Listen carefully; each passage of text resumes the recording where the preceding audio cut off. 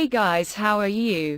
President Joe Biden announced Monday his intention to nominate a former appointee under former President Donald Trump with a controversial past in Latin America to the bipartisan United States Advisory Commission on Public Diplomacy.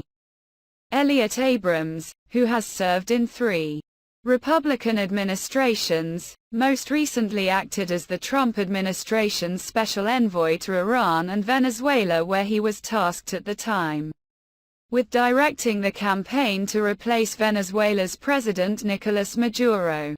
The Republican insider's long history in foreign policy is marked by a 1991 guilty plea for withholding information about the Iran-Contra affair that earned him 2 misdemeanor counts, 2 years probation and 100 hours of community service, though his crimes were later pardoned by President George H.W. Bush.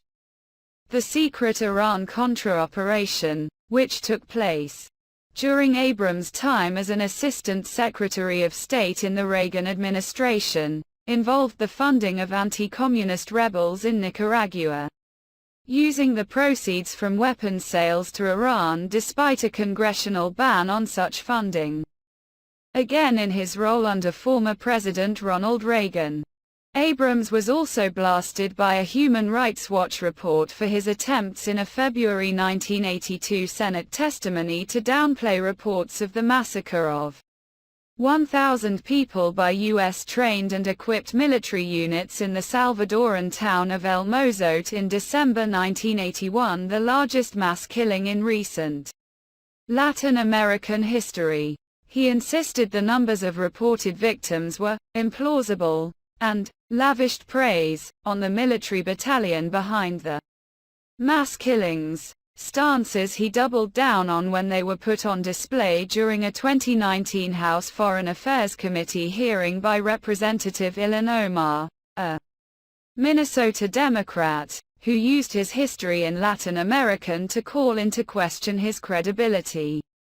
He later served as a senior director of the National Security Council and then as a deputy assistant to the president and deputy national security advisor under former President George W.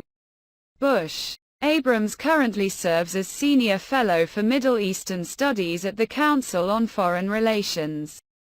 He attended Harvard College, the London School of Economics and Harvard Law School, and served under 2 former U.S. senators. The United States Advisory Commission on Public Diplomacy is a bipartisan body and does not allow for more than 4 of its 7 members appointed by the president to be from any one political party.